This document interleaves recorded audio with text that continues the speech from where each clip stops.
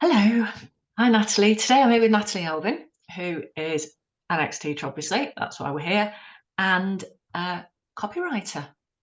I've got quite a portfolio of copywriters, but all a bit different, all a slightly different journey. So today you're going to talk to us about yours.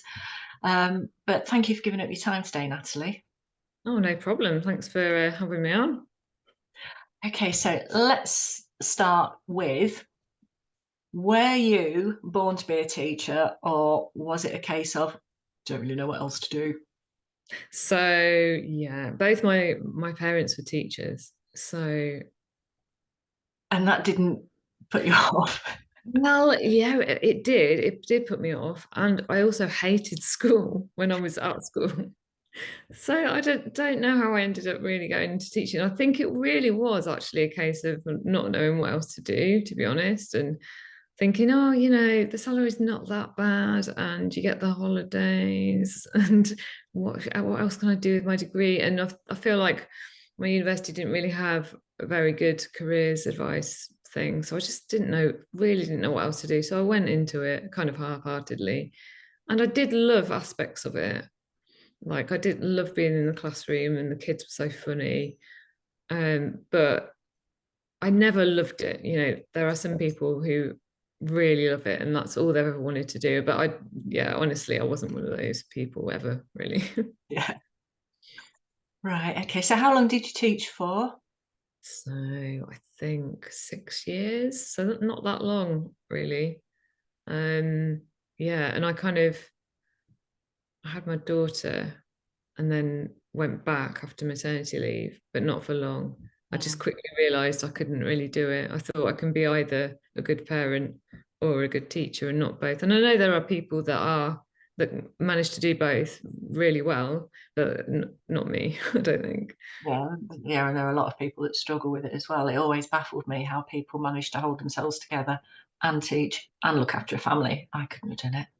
No, Yeah. So was it secondary or primary that you were? secondary. I was an English teacher. Right. Okay. Yeah. So, and did you stay in the same school for those 6 years? Yeah, so yeah, I did actually. But I got promoted quite early on into assistant head of English. So I was in charge of Key Stage 3. Um, so my job changed a bit while I was there. Um, but yeah, I was in the same school, and I sometimes I wonder would it have been different in another school, but I don't really think it would it would have been any better anywhere else. I've, Yeah. and with my subject, the marking workload was so heavy, and just the amount of the exam classes I had.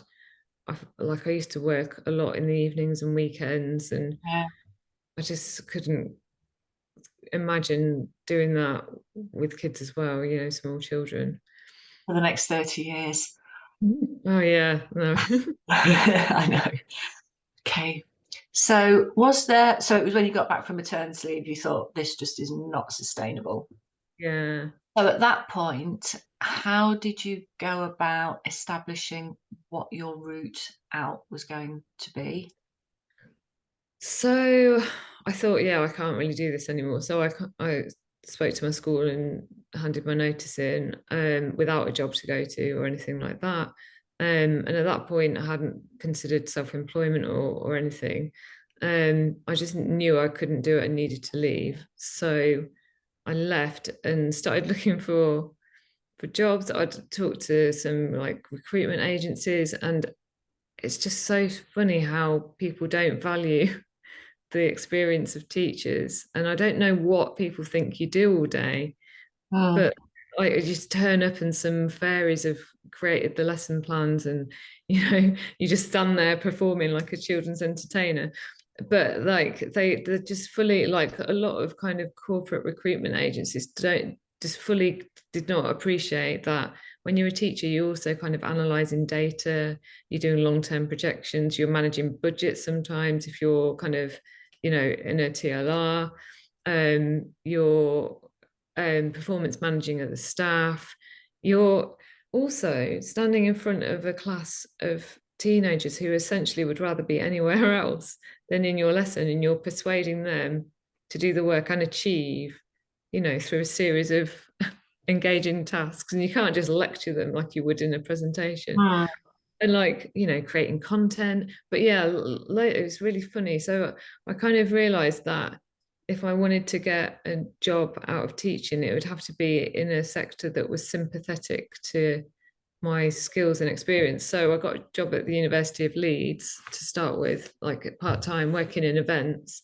And Mm. that was really nice. And, you know, getting treated like an adult was quite a revelation, and having time to have a cup of tea, and just get to know my job before being like thrown in at the deep end. So I worked in events, and then in like projects and internal communications, and then in digital education. But although it was a lovely place to work and everyone was really nice and there's loads of opportunities, they just don't pay very well. Mm. So I needed some extra income, and I thought, well, I could start a bit of copywriting on the side. Now, this is not something I'd ever considered, content writing or copywriting, and it sounds stupid, but it hadn't really occurred to me that people did that as a job. You go on Oh the no, website. that's not stupid at all. So many people I've talked to, and people I've interviewed for this who have become copywriters didn't know that copywriting was a thing until, for example, somebody they knew who had their own business or worked for a company who used copywriters said, "Oh, you could write some copy for us," and they've been like, "What's that?" So yeah, no, I think that's very common actually. Yeah, like you go on websites and not really think that, someone's written that and someone's paid someone to write that. I just never really thought about it. But someone I used to work with, actually, she was my old head of department. Well, my first head of department when I first went into teaching, but then she left after a year, went to another school. I saw that she had left teaching and she was doing copywriting. And I was like, oh, what's that? So I started looking into it and thought, well, I can do that. And started to kind of like, and initially started to earn some extra money, in my spare time on the Mm, side of working part time. yeah. So just to go back a little bit, the job in events and that was just an advert that you saw and just thought, oh, I'll apply for that. Yeah, so I went on the university's website and I applied for several jobs there, and got interviews with some of them, and yeah, I took that one initially. And then once you're in, it's easier to then get other jobs within the university. Mm. Yeah, and then so then I started doing copywriting on the side, and then eventually got to the stage where I had enough work that I could ditch the part-time job and go all in with it. How long do you think that took? So I think I started doing bits on the side in the first lockdown, actually. And then I went full time with my business in summer, maybe September 2021, I think. Mm, So yeah, wow, just over a year, I'd say, to build it up to that stage. yeah. And when you were, so you were in your part-time job at the university and doing a bit of copywriting on the side, how did you realize how to go about getting clients? Yeah. So this is like the difficult thing. And I remember when I was a teacher, we we used to all like, and some of the best friends I've got, I made while I was teaching. There's a real kind of sense of like all being in it together, and I haven't really had that in any other work environment that I've been in. Even though everyone was really nice, it's not the same thing. But we'd always talk about how things we could do out of teaching. And one of my friends, we used to say, "Oh, should we just buy some land and set up a car park? People charge loads for car parks," and just all these ridiculous ideas, but none of them were ever realistic. And I was vaguely aware of people running their own businesses, but I never thought that could be something I could do. And I just think, well, how on earth do people get the clients? I could never do that. And I think just when you've only really worked in the public sector, it's kind of you're so far away from that kind of environment that you just don't understand how to do it. So I think, first of all, I was lucky in that my sister-in-law is a PR consultant, and she just asked me to write a few blog posts for her to help her out with her workload. So I did that, and then I thought, oh well, I can do this for other people. And then my friend, who was a teacher as well, she um, gave me some of her clients or referrals and things like that, and I built it up from there. But also I went on some, like, there's a site called People Per Hour.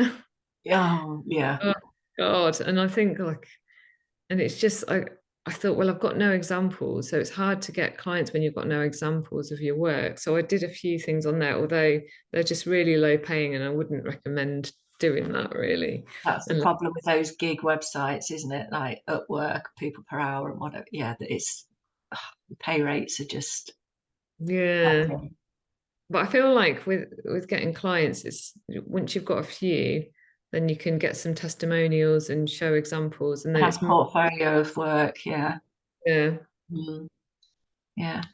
Right. So at what point? No, no, you already said that. So the copywriting picked up and then you had enough to be able to leave the job and just fully. Did you do? I mean, obviously, the best way to train to write is just to write loads and loads and loads. But did you do any copywriting courses or do any CPD?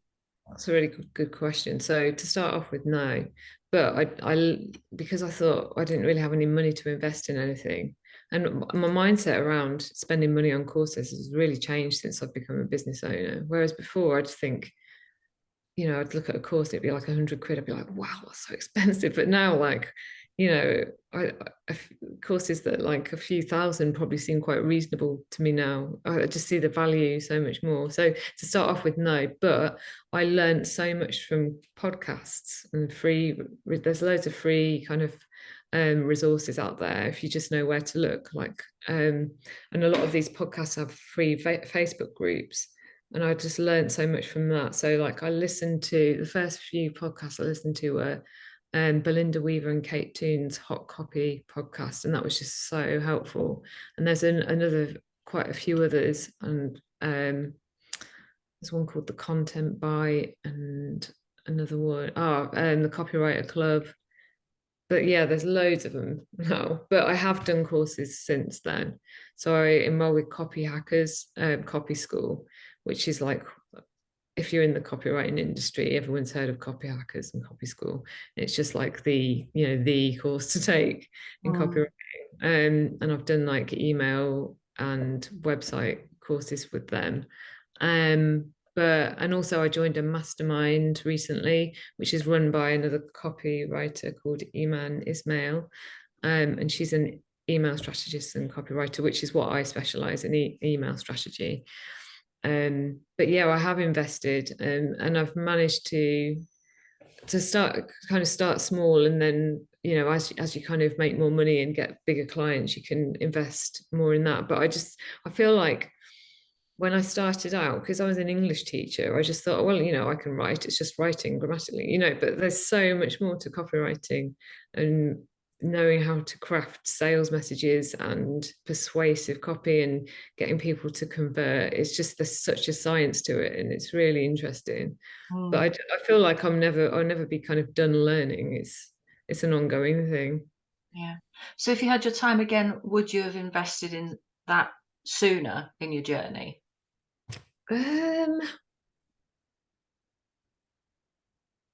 Maybe, if I had the resources, but I don't think you have to. So if there's anyone kind of watching or listening to this, thinking they just don't, like, they'd like to go into copywriting and just don't have any money to invest in a course, there's so much free information for when you're just starting out that's good enough to get started, I'd say. On some of like smaller projects, or like just starting off. I think I started off writing blog posts, and then you kind of move on to more conversion copywriting with web copy, and now I'm kind of specializing in email, and there's a lot more kind of strategy and data and things to analyze with those. Um, but I think when you're starting off with kind of blog posts and things like that, you can find so many free resources online to help you get started, and then it kind of snowballs, I'd say. So I Mm, don't think it's necessary to invest loads to begin with, but at some point it's a good idea if you want to then start going for higher paying clients with proper budgets, I'd say. yeah, yeah. Um, and how did you find um, sort of the mindset around not having the guaranteed paycheck every month? Um, yeah, I'm still struggling with that a bit because it can be a bit of feast and famine in when you're self-employed, can't it? And I think now I'm getting better because like I spend all my time marketing other people's businesses. I don't really do much of my own, but I'm getting better at that. I'm starting to do a new Instagram strategy, and I feel like hopefully that will make things a bit better, and I won't feel like I'm kind of, feast and famine all the time. But um, it is stressful sometimes, and sometimes I think, oh, why isn't everyone self-employed? It's great. And like when I speak to people, friends of mine that are still teaching, I'm always trying to persuade them to do what I do. Um, but it can be stressful when you just think, oh, I don't have that guaranteed regular paycheck. But it's nothing compared to the stress of teaching. Nothing compared to that, I don't think. And something always comes up, like, you Mm, know, you're always building your network on whether that's at networking events or whether that's on social media. So you're always meeting new people and making connections, and people want to help you. I find, I think the self-employed community and the copywriting community in particular is really supportive. People yeah. want to help you, they want to send work your way. So, and I feel like other copywriters aren't my competition. I feel like they're colleagues because there's always, there's times when I'm too busy, and I'll pass work on to people in my network and vice versa. So I think Mm, that, that really helps. yeah. Is there anything that you wish you hadn't done in this journey with hindsight that didn't work as well as it should have done, maybe set you back? Anything like that? I think the things that I regret are not doing things quickly enough or not just going for it. I've been like really shy about social media, and I've just realized recently that I just need to get over it and put myself out there, and like no one cares. Like I shouldn't, I don't know what it is. Like I'm imagining everyone's watching everything I do and criticizing me.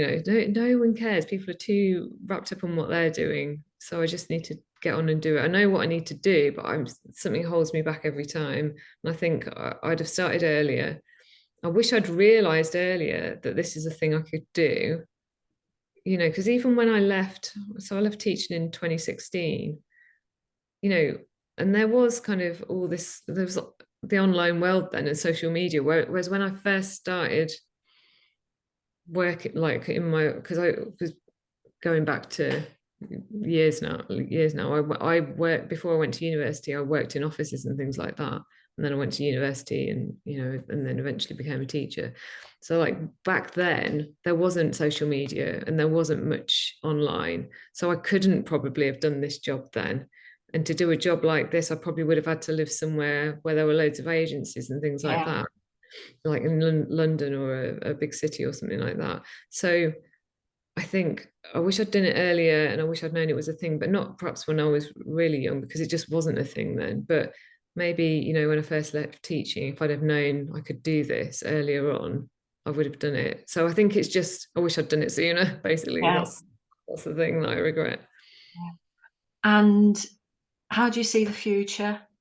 Do you see yourself expanding, maybe setting up an agency yourself, or Um, online, having an online course platform, or yeah, maybe physical? courses. I think being a teacher, we know how to put courses together, don't we? So maybe some kind of course, maybe helping teachers leave teaching, I don't know, or identifying what skills they could use, or setting up their own business, something like that. Or it could be, training other copywriters to, Mm. eventually. I'm not sure about an agency. I'm not sure how to do with that. Oh, but I do know quite a few other people now in the creative industry. So an agency would be fun, I think. But I don't know. I don't know about having employees really. I've Mm. subcontracted work out, but I'm not sure about the commitment of having employees of my own really. I think, yeah, that would be a whole nother level of stress, wouldn't it? Being responsible for other people's income as well as your own. Yeah, but you never know. Well, yeah, you're still young. So what advice, because before we started recording, you were saying that there was some advice that you'd really like to be able to pass on. If you're a teacher and you're thinking you don't know what else you would do and you haven't got a clear skill. So for example, my husband's left teaching as well recently. And I've built my business up to the point where I can be the main breadwinner now. So I'm out earning anything I could have as a teacher, even if I'd been promoted. What was I going to say? Oh yeah, so he has left full-time teaching and is now a music teacher. So he's a Perry teacher. He goes into lots of different schools. And a lot of people that he's spoken to have said, well, I haven't got a skill like you. I can't play an instrument or anything. So I don't think I'd be able to do anything else than leave teaching. But if you're a teacher now and you're thinking that you've got honestly so many skills, so many transferable skills that would be useful or you could use, and your work ethic is like nobody else's as well. You know what it is to work really hard, and setting up your own business is hard work, but it's nothing compared to teaching. And you can get clients. You just might need a bit of help to understand what it is you could do. But that's where things like this come in. I think if you start listening to some business podcasts, like I think Doing It for the Kids and Being Freelancer too, that I started listening to when I was starting out and getting ideas. So if you're thinking of leaving teaching, I'd start by listening to those, watching more of these and listening to more of these maybe. And yeah, talking to other people that have left teaching about what they do and how they did it, and just getting as much advice as possible. But you can do it if you want. If you're unhappy in teaching and you want to leave, don't think you can't do it, because you can. If I can do it, you can. Yeah, what I quite quickly realised once I started, getting out of the public sector bubble into the freelancing world and talking to people at networking events, but also online on LinkedIn and other, so just how many ex-teachers there are out there doing this, freelancing, setting up their own businesses. Because you do tend, because I didn't know anybody at my school who had left and gone self-employed. They just moved to other schools or got out of teaching altogether. It never occurred to me that it was something that anybody did. Yeah. Well, my husband did, but that was, he's not, he has set up his own business, but he's basically plastering and being a tradesman. But to me, that was really unusual. And I didn't know, in the whole of my 25 years, I didn't know anybody else who'd done it.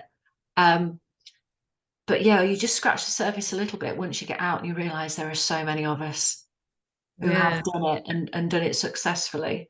And there are very few. I think I've got one interview lined up where the person is going back into teaching because they feel that they've had that sort of a break from it, had a bit of a reset, and is ready to go back because there was more about it that they missed than that they didn't. So, but yeah, loads of people do it, and hopefully, following on from you and other people I've interviewed and the ones I've got lined up, we'll have quite a good cross section of people who have done it, and hopefully will be inspirational or encouraging to other people.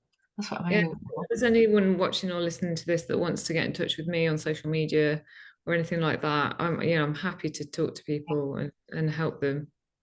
So we'll put all of your social media links and your website and everything in the show notes, but also those podcasts that you've mentioned. We'll put the links to those in the show notes as well, because having even just the name of a podcast as the first step in your journey, even if it still takes you a year or 2 years to get out, it's that first step, and it's the first step that is, it's not the only step. The first step is called the first step for a reason, because it's leads on to other steps, but you've got to take that first step.